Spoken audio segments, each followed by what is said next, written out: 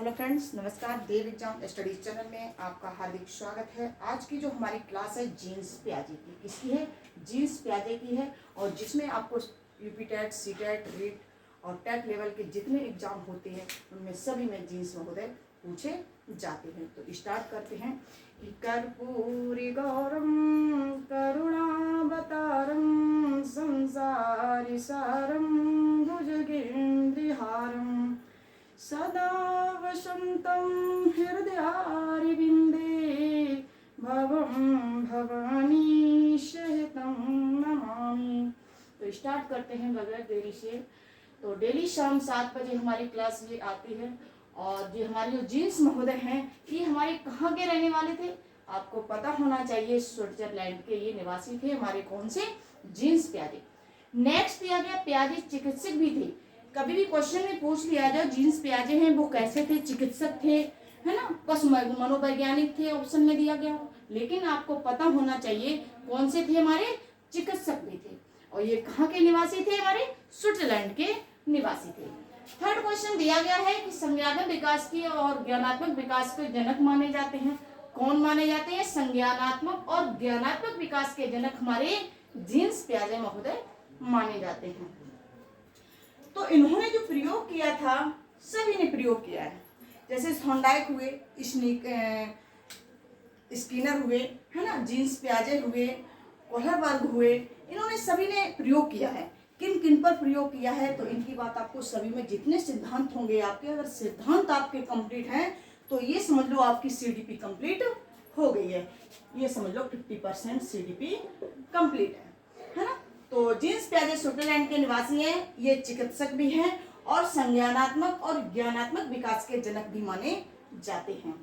इन्होंने जो प्रयोग किया है प्याजे ने अपने बच्चों पर ही प्रयोग किया है। कभी ये पूछ दिया जीन्स प्याजे ने प्रयोग किस पर किया? बिल्ली पर किया, कुत्ते पर किया, या किस पर किया? चिंपैंजी पर किया। तो जितने मनोवैज्ञानिक हुए हैं इन्होंने ही अलग अलग तरीके से ही क्या प्रयोग किए हैं। किसी ने बिल्ली पर किया है तो किसी ने कुत्ते पर किया है और किसी ने चिंपैंजी पर किया है ना। तो इन्होंने अपने खुद के जो उनके बच्चे थे उन पर ही इन्होंने प्रयोग किया था। कैसे? ये बहुत अच्छे मनोवैज्ञानिक हैं हमारे। कौन से? जीन्स प्याजे। तो उन्होंने अपने खुद के बच्चों पर प्रयोग किया, देखा कि जैसे बच्चों की अवस्था, तभी इन्होंने कहा गया है कि अवस्था का सिद्धांत भी कहा जाता है। किन्हें? जीन्स प्याजे को अवस्था का सिद्धांत भी कहा, क्योंकि इन्होंने बच्चे की जैसे अवस्था, जैसे ही बच्चा बड़ा हो रहा है ना तो धीरे धीरे परिवर्तन, उसके चेंजमेंट होता जा रहा है। तो पता लगा कि हाँ, मतलब बच्चे में परिवर्तन कितना हो रहा है एज के अनुसार, है ना, अवस्था के अनुसार कैसे उसमें चेंजमेंट आया है। और यही कहा गया है कि इन्होंने खुद के बच्चों पर प्रयोग ही किया था और इन्हें अवस्था का सिद्धांत भी कहा जाता है। तो उन्होंने अवस्थाएं बताई थी। कितनी बताई थी? वो 4 अवस्थाएं थी। किसकी? हमारे जीन्स प्याजे की 4 अवस्थाएं। वो हमारी कौन कौन सी थी मैं उनके बारे में बात करते हैं, ठीक है ना। जीन्स प्याजे की जो अवस्थाएं थी वो कौन कौन सी थी? 4 थी। तो 4 वो कौन कौन सी थी देखते हैं फटाफट।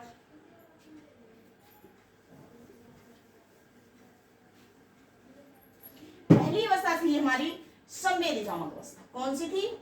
संवेदी गामक अवस्था। जो संवेदी गामक जो अवस्था थी वो हमारी कब थी? जन्म से 2 वर्ष तक की थी। कौन सी? देखो, इसको हम संवेदी गामक अवस्था भी कहते हैं, इसको हम इंद्रिय गामक अवस्था भी कहते हैं। इसको कई तरीके से क्वेश्चन घुमाया जा सकता है। तो संवेदी गामक की जो एज होती है, अवस्था होती है, वो कितनी होती है? जन्म से 2 वर्ष तक की होती है। नेक्स्ट पॉइंट में कहा गया पूर्व संक्रियात्मक अवस्था।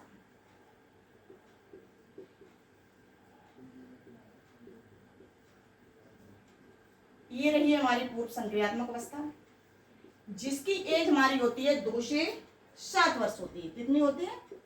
2 से 7 वर्ष।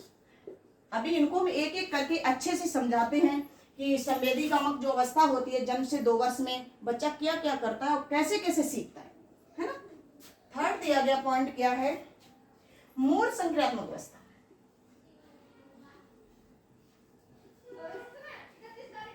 जो मूर्त संक्रियात्मक जो अवस्था है, ये इसकी एज कितनी होती है, ये हम देखते हैं। इसकी एज होती है 7 से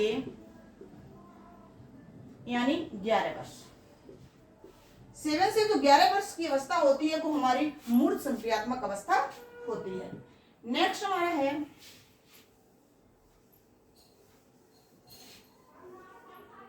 नेक्स्ट पॉइंट है हमारा 4, ये दिया गया औपचारिक।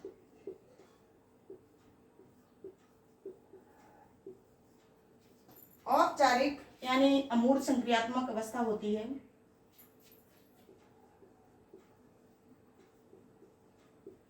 अमूर्त संक्रियात्मक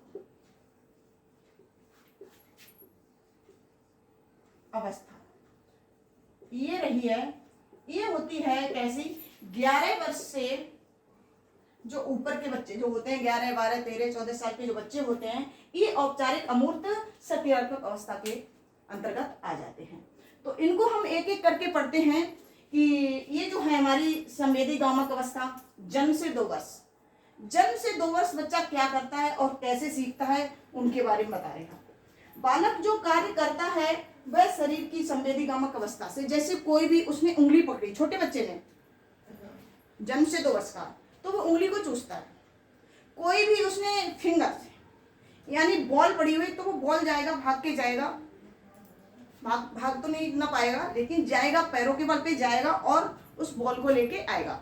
जो मतलब संवेदी गामक, एक इंद्रिय गामक, जो हम उंगलियों से जो बच्चा छुपा देता है इधर, हम ढूंढ लेते हैं, ये हमारी किसमें आ जाती है, संवेदी गामक अवस्था में आ जाती है। कौन, हमारी ये वाली अवस्था, कौन से, जन्म से 2 वर्ष वाली। और जो हमारी पूर्व संक्रियात्मक अवस्था जो 2 से 7 वर्ष की जो अवस्था होती है, उसमें बताया गया है क्या, 2 से 7 वर्ष की अवस्था होती है, उसमें बच्चे जैसे अनुपात में अंतर नहीं कर पाते हैं। संक्रियात्मक अवस्था में 2 से 7 वर्ष की जो होती है उसमें बच्चे नहीं अनुपात कर पाते। मूर्त संक्रियात्मक अवस्था में मूर्त वाली अवस्थाएं आ जाती हैं। औपचारिक अमूर्त संक्रियात्मक अवस्था जिसमें बच्चे बड़े हो चुके होते हैं, हर चीज को समझ जाते हैं। तो इन चीजों को हमने समझा है कि संवेदी गामक अवस्था क्या होती है, पूर्व संक्रियात्मक अवस्था क्या होती है। इनकी डिटेल भी आपको मैं नोट करवा दूंगी, क्योंकि इसकी डिटेल ज्यादा होगी, क्योंकि बच्चे लिखना, चूमना, उंगली को देखना, है ना, ये चीज हमारी जितनी होगी, सेंसरी मोटर स्टेज जो होती है हमारी, ये हमारी संवेदी गामक अवस्था में आ जाती है। और पूर्व संक्रियात्मक जो अवस्था होती है, ये हमारी जैसे बच्चे खेल में खेलते हैं, खेल की जो आयु होती है ना। अमूर्त अवस्था कौन सी होती है, जैसे बच्चे ने कोई भी चित्र देखा यहाँ पर, है ना, देख के ही कोई एक्सप्लेन कर रहा है, तो हमारी किसमें आ जाएगा, मूर्त संक्रियात्मक अवस्था में आ जाएगा। औपचारिक मूर्त अमूर्त संक्रियात्मक अवस्था, जैसे बच्चा समझ लो कि अमूर्त में जैसे कोई भी चीज उसने देखी नहीं है, तो बगैर देख ही उसका एक्सप्लेन कर रहा है, तो हमारी किसमें आ जाएगी, औपचारिक, मतलब कहीं भी तरीके से अमूर्त संक्रियात्मक अवस्था के अंतर्गत आ जाएगा। इनको मैं डिटेल में हर चीज आपको बताएंगे, कोई दिक्कत नहीं है। तो ये अवस्थाएं आपको 4 कंप्लीट कर लेनी है कि हमारी जो जीन्स प्याजे की 4 अवस्थाएं होती हैं, जीन्स प्याजे की संवेदी गामक अवस्था, पूर्व संक्रियात्मक अवस्था, मूर्त संक्रियात्मक अवस्था, औपचारिक अमूर्त संक्रियात्मक अवस्था, ये इन्होंने 4 अवस्थाएं दी हैं। तो इनके बारे में आपने पढ़ा, ये मतलब जो हमारे जीन्स प्याजे महोदय थे, ये कहाँ के निवासी थे, ये पता होना चाहिए कि हमारे स्विट्जरलैंड के निवासी थे।